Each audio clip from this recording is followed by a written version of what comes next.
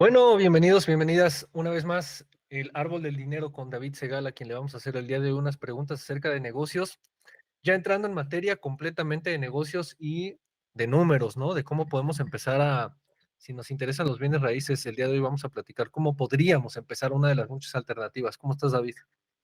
Hola, ¿cómo estás, Benja? ¿Todo bien? Todo bien. Bueno, empezamos tarde porque andamos los dos bien ocupados, ¿no? Pero todo chido. Este, bueno, David, estuvimos platicando el podcast pasado acerca de espiritualidad y dinero y justamente quedamos en empezar a entrar un poquito en materia de negocios, ¿no? Más específicamente. Así Entonces, es. hay un tipo de negocios en los bienes raíces que, por lo que he entendido, tienen una barrera de entrada un poquito más baja, ¿no? Que inversiones grandes. Tú ahorita me vas a confirmar si estoy en lo cierto o si estoy equivocado. Eh, y que además se puede practicar en muchos países, que es el house flipping y que de hecho, hasta donde tengo entendido, es una de las maneras que Martín y tú empezaron en Estados Unidos. Entonces, vamos desde el paso número uno, ¿no? ¿Qué es el house flipping? Buenos días, Benja. ¿Todo bien? Bienvenidos a todos. Les voy a contar un poquito de qué se trata lo que llamamos el fix and flip en realidad, o el house flipping. Nosotros cuando comenzamos encontramos ese nicho de negocios que es un negocio muy fácil de hacer. Después tiene sus complicaciones que ya charlaremos, pero vamos a la facilidad del negocio. Ese negocio lo que tiene es que es fácil encontrar ese tipo de casas. Hay muchas casas, muchas propiedades en Estados Unidos específicamente, pero pueden ser en otros países también, de gente que no puede pagar el mortgage, o sea, no puede pagar o su crédito hipotecario, o que durante mucho tiempo tuvieron ciertas violaciones, ya sea porque construyeron habitaciones o partes de la casa que no son parte de los planos aprobados, ¿ok? Para lo que la casa fue construida, ¿ok? Generando violaciones en las cuales la ciudad se entera de esos problemas y les mandó durante mucho tiempo, en un comienzo, apercibimientos, ¿ok? Que se llaman warnings, y en un momento empezó a multarlos. Y esa gente nunca resolvió esas multas hasta que después de mucho tiempo esa multa se convirtió en lo que llamamos un embargo, ¿ok? Un embargo significa cuando esa gente ya tiene una deuda tan grande con intereses y todo y no puede afrontar esa deuda, lo que significa que la ciudad le va a rematar esa propiedad en caso de que ellos no levanten esas multas. Y como pasa en Estados Unidos, en ese tipo de propiedades, la mayoría de esa categoría de gente no puede afrontar esos números. Entonces, directamente va a un remate. ¿Ok? Entonces, en los remates es donde podés encontrar esas casas. Lo bueno de los remates es que los precios son relativamente muy competitivos y fácil de poder pagarlos para una persona, para un inversor, inclusive de baja o mediana escala, ¿ok? Estamos hablando de propiedades que pueden ser 50.000, 100.000, 150.000, ¿ok? Pero el problema que tenés con eso, o sea, la única diferencia es que la tenés que poner cash. No hay apalancamiento para ese tipo de compras, ¿ok? Una vez que tienes la propiedad, tu cálculo siempre para ver si te sirve o no es, ok, compro esa propiedad y tengo que resolver el problema de las violaciones. En muchos casos te sirven resolverlo, romper eh, la violación por la que fue el embargado de la propiedad, ¿ok?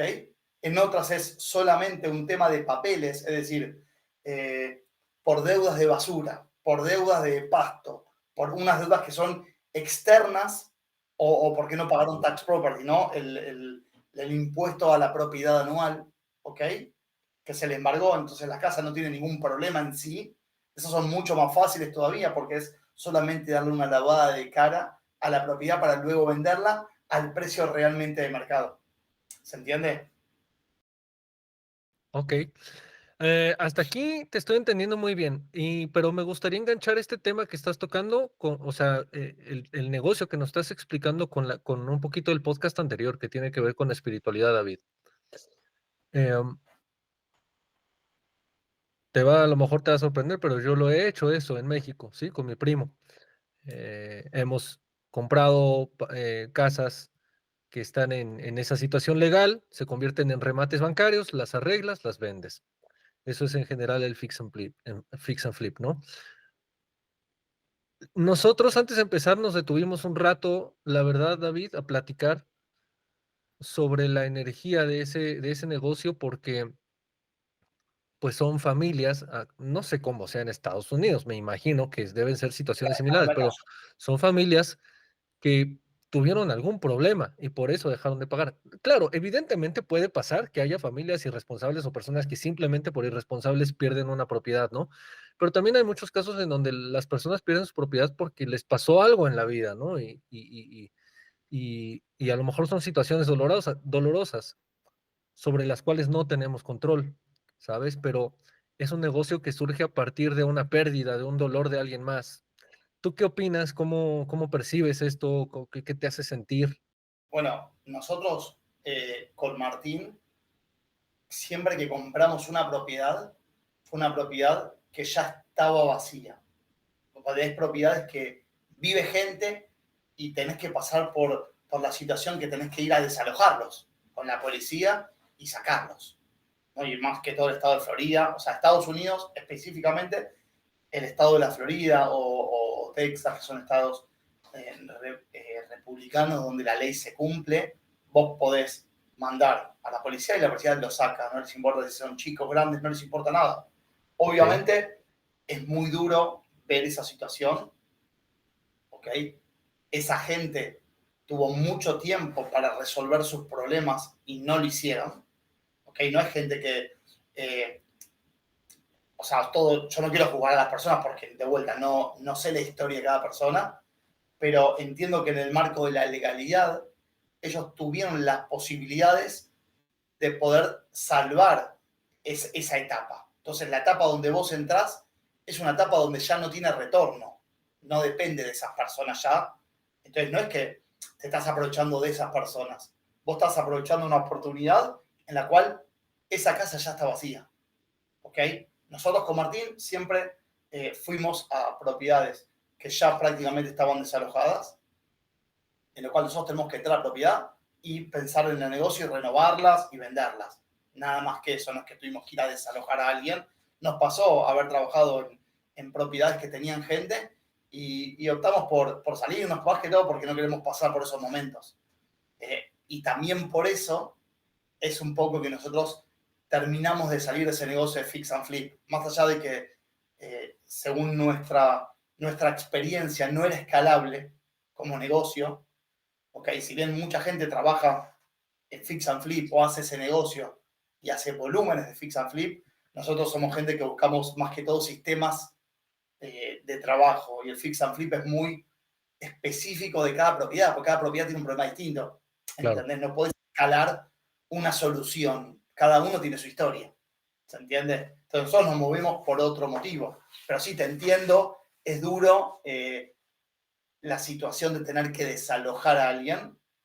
Eh, tengo un amigo, por ejemplo, que me contó en un momento que pasaban esto, más que todo 2008, 2009, que fue la crisis de Estados Unidos, donde él tuvo la posibilidad de comprar un departamento, que la verdad que era muy buen precio para la zona, y mi amigo fue y lo compró. O sea, hizo el remate y lo ganó.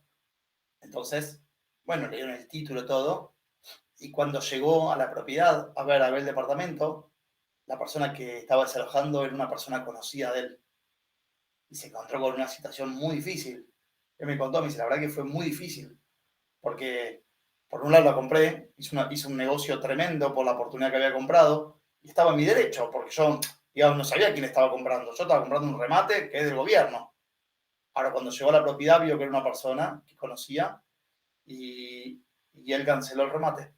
Le volvió la propiedad y no lo desalojó. Es que suena como una O sea, situación. me pareció una situación súper difícil. Realmente es muy difícil porque cuando hay plata de por medio, mucha gente se olvida de los valores, y más Claro, en una situación de crisis, ¿no? Vos decís, bueno, pero vos perdiste, bueno, ¿qué voy a hacer? Sin embargo, nada, hay mucha gente que es sensible y que nada, a la vuelta de la vida te va a dar revancha y te vas a ganar mucho más. Nosotros somos gente que siempre estamos pensando en las personas.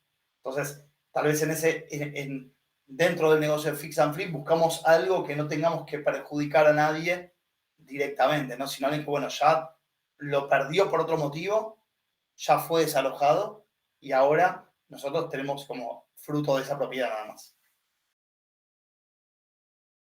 Sí, lo puedo entender. Nosotros también pasamos por esa conversación cuando hicimos por ahí ese negocio acá en México. Bueno, tú ahorita estás comentando que no es un negocio escalable. Precisamente cada propiedad tiene una condición muy distinta, legal, condición material, ¿no? O sea, cada casa está en unas condiciones que requieren procesos distintos de sanación, entonces eso hace que no puedas comprar masivamente materiales, que no tengas un proceso automatizado. Me imagino que a eso Claro, o te sea, es refieres, ¿no? escalable. Estamos diciendo que es escalable desde el punto de vista que podés hacer muchas cantidad de operaciones de forma anual. El problema que tenés con eso es que es muy dependiente de vos y no podés automatizar procesos, ni automatizar eh, momentos, no más que momentos, o sea, no podés hacer acuerdos comerciales con proveedores, no podés hablar con inversores y plantear algo claro, porque cada operación es distinta, ¿entiendes? Claro, más que escalable, en ese sentido es, digamos, masificable, ¿no? O sea, lo puedes hacer por volumen, pero realmente escalable, lo que es realmente escalable no se puede, porque escalable es Exactamente. O sea, como, nosotros, por ejemplo, ahora estamos en un proceso de construir un promedio de entre 50 y 70 casas, ¿entendés? Y tengo un plan concreto para hacerlo. Es decir, los terrenos, las aprobaciones, la construcción, todo el equipo de construcción, sé los materiales, sé qué va en cada parte, ¿entendés? Puedo armar un proceso que es automatizado y yo ya sé de acá a un año por lo menos a nivel constructivo, qué es lo que va a pasar. Después el mercado puede cambiar, puedo vender más caro, más barato, y bueno, por ende la rentabilidad será más alta o un poco más baja. Pero digo, en cuanto al proceso, ¿ok? Puedo determinarlo, puedo trabajarlo, puedo congelar precios, puedo hacer un montón de procesos y me permite a mí tener todo un equipo atrás que pueda trabajar en eso y no solamente eso, sino los inversores y la gente que nos acompaña en los grupos de inversión tengan un poco de, por lo menos, horizonte claro de lo que estamos haciendo, ¿no? Que estoy diciendo, che, vas a poner plata para comprar cuántas. Bueno, no sé cuántas. Yo sé que más o menos voy a hacer tantas, pero ¿cuánto va a salir cada una? No sé. ¿Y cuánto plata hay que poner? No sé. ¿Entendés? ¿Y cuánto tiempo? No sé, porque depende cada una, cada problema. En cambio, acá tengo algo como muy determinado. Ya tengo los terrenos, ya los planos están aprobados, es una cuestión constructiva, te puedo dar tiempo, plazos, más o menos, pero te puedo dar plazos, ¿entendés? House for You es no solo para ustedes, sino para los inversionistas, que pues ellos, el tipo de inversión en el que realmente estás pasivo, ¿no? En el que realmente tú no pones una actividad dentro de la inversión, simplemente haces una inversión financiera, lo cual es una excelente forma de invertir porque te libera todo tu tiempo. Cuando hablamos del fix and flip, tienes que tomar acción, o sea, tienes que tomar parte muy activa, ¿no? O sea, tienes que hacer cosas para que esa inversión funcione y para que te resulte en una rentabilidad. Y una de esas cosas son resolver lo legal, que lo decías hace unos momentos, ¿no? Tienes que resolver las cuestiones legales eh, de cada casa en particular. ¿Cuáles son las más típicas o cuál es algún caso que tú recuerdes que digas, uy, de esto me llevé muchísimo aprendizaje, porque seguro adentro de eso hay un montón de retos legales? Vos estás hablando de cuando hacíamos fix and flip. Sí, sí, sí. Bueno, mira, me acuerdo, por ejemplo, cuando compramos una propiedad, más o menos fue en el 2019, eh, de repente empezamos esa propiedad tenía violaciones que había que resolver. ¿Ok? Y bueno, fuimos para resolver las violaciones, todo bien. Pero ¿qué pasó? Nosotros teníamos un presupuesto, por ejemplo, de cuando fuimos a ver la propiedad, de lo que había que hacerle a la propiedad. Y de repente, cuando compramos la propiedad y fuimos a resolver esas violaciones, genial. Lleva tiempo, obviamente, pero cuando empezamos a abrir las paredes para reformar lo que necesitábamos según lo planificado, nos empezamos a encontrar que los problemas eran mucho más grandes que los que se veían al ojo humano, digamos, en ese momento, ¿no? Sino que tenías que ir como en algo mucho más profundo para entender, por ejemplo, que las trozas estaban mal, que las bases estaban mal. No solamente era un cambio o un lavado de cara, como se veía por afuera. Entonces, de repente el presupuesto se te fue a algo incalculable. Porque en un momento decíamos, bueno, pará, es más barato demoler toda la casa y hacer una casa nueva. Ahí es cuando nosotros empezamos a hacer un poco el clic de, pará, yo me estoy yendo a pelear contra algo que el 99,9% no depende de mí. ¿Entendés? Son todos factores externos y riesgos para mí y obviamente como dueño, como inversor y para los inversores que vayan a invertir en esto, donde no les podés dar seguridad de nada. O sea, si sale bien, genial. Pero, no sé, hiciste 5, una te salió mal y tal vez perdiste las otras 5, el profit de las 5. ¿Entendés? Entonces termina convirtiéndose en algo de mucho riesgo. ¿Ok? Entonces, no solamente eso, sino que lo que pasó en el mercado es que el mercado se empezó a trillar. Mucha gente empezó a agarrar propiedades y a flipearlas. Es decir, vos vendes una propiedad, yo voy, te hago el contrato y salgo rápido en el tiempo intermedio que tengo para poder inspeccionar, hacer todo el proceso de investigación, salgo a ofrecerlo al mercado. Entonces, se la vendo a otro y se llama asignarla. Se la asigno a otro comprador y ahí me gano una plata intermedia. ¿No sería como hacer como un dropshipping, Ajá. pero con casas? Algo similar. Sí, de hecho, mira, acá en México nosotros conocimos el modelo por una persona que tenemos un cercano que tiene acceso a las carteras de los remates bancarios. En teoría, caray, ya no escucho, espérame tantito. Creo que era nada más yo.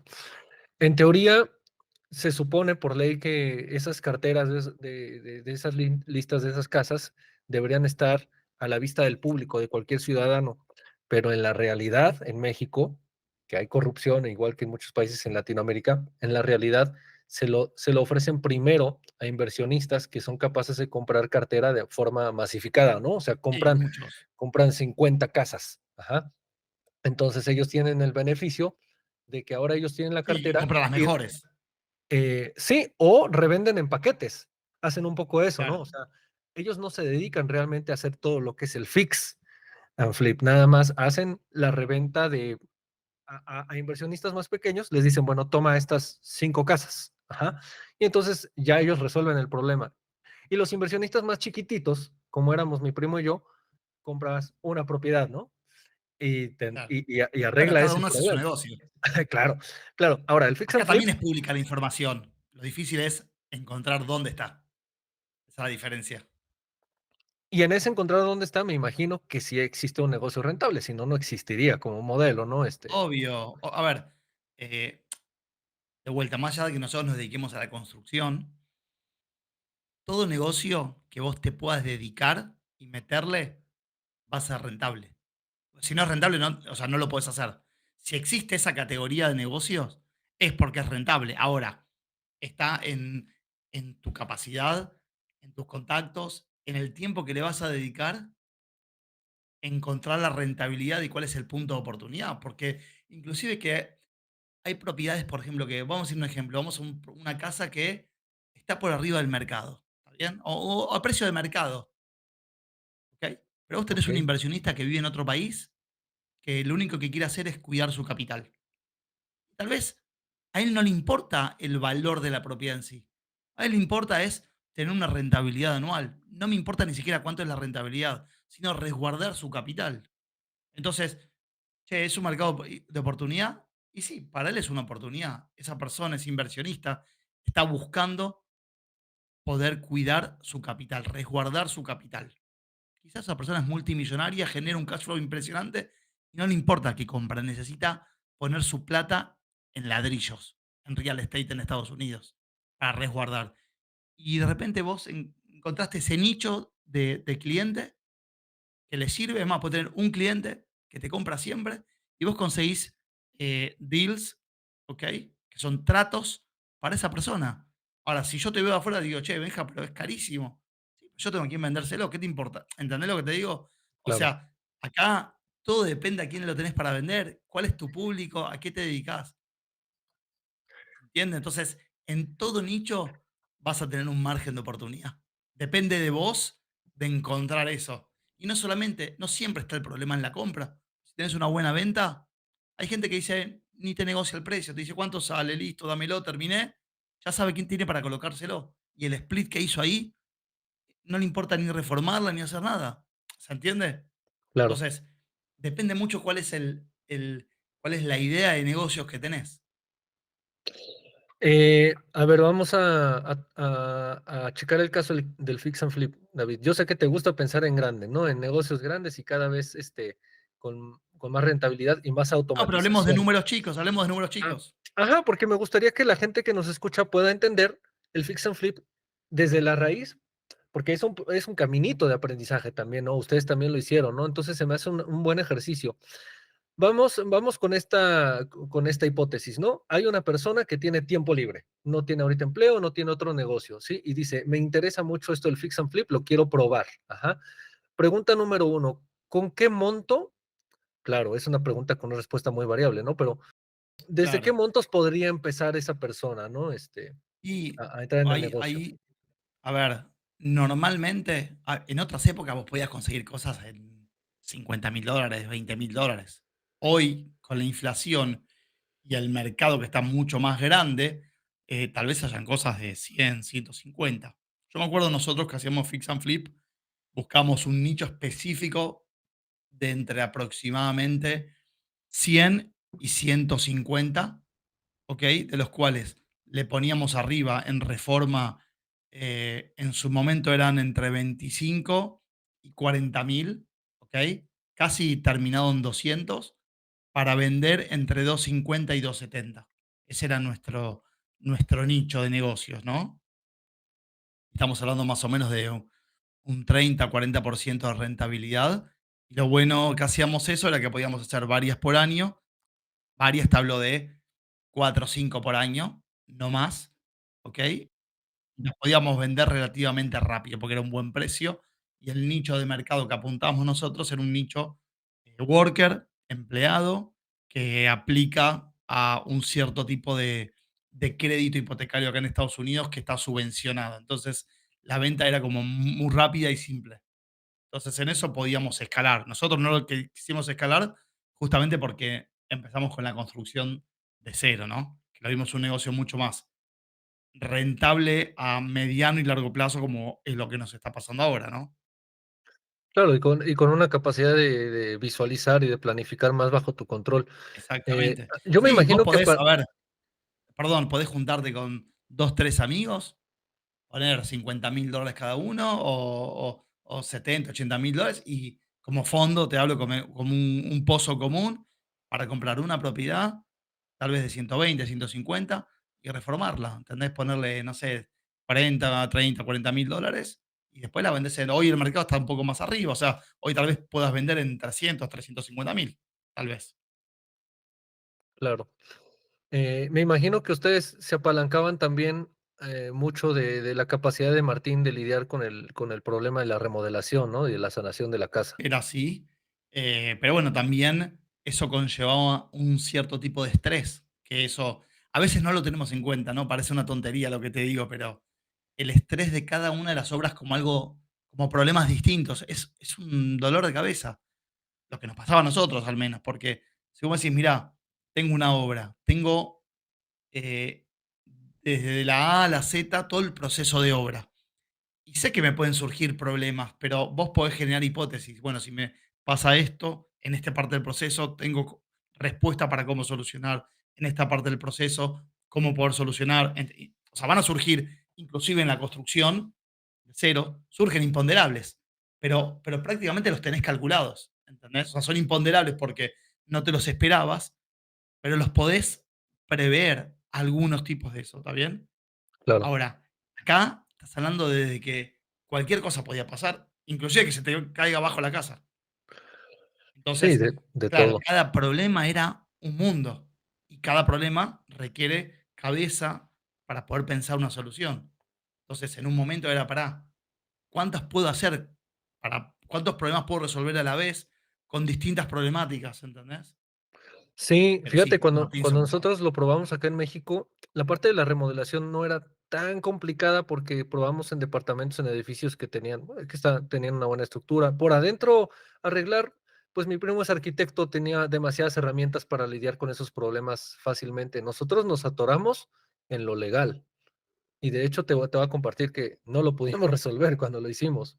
Se lo tuvimos que vender a un amigo nuestro que es abogado, que está en los bienes raíces y que dijo, que él vio la oportunidad y dijo, pues aquí puedo hacer 50,000 pesos muy rápido, ¿no? En menos de un mes, con un ejercicio que era muy fácil para él. Entonces, al final se logró, pero realmente no era la visión que nosotros teníamos. Nosotros teníamos una visión de rentabilizar al triple de eso, pero nos dimos cuenta que la maroma legal era tan complicada y había tanta burocracia aquí en México que dijimos, no, olvídate, o sea, nada más vamos a sufrir y mejor vamos a probar otra cosa, ¿no? Bueno, acá no, acá a nivel legal y contable es un poco más simple, porque prácticamente todo el proceso legal lo haces desde el principio, ¿entendés? Ok, Ya lo tenés como medio solucionado. Acá el problema está en las sorpresas que te vas a encontrar a eso. Ahora, nosotros, por ejemplo, no entramos nunca en lo que son departamentos, porque el negocio de inversión ya se te caía cuando tenías expensas extraordinarias de los edificios, ¿entendés?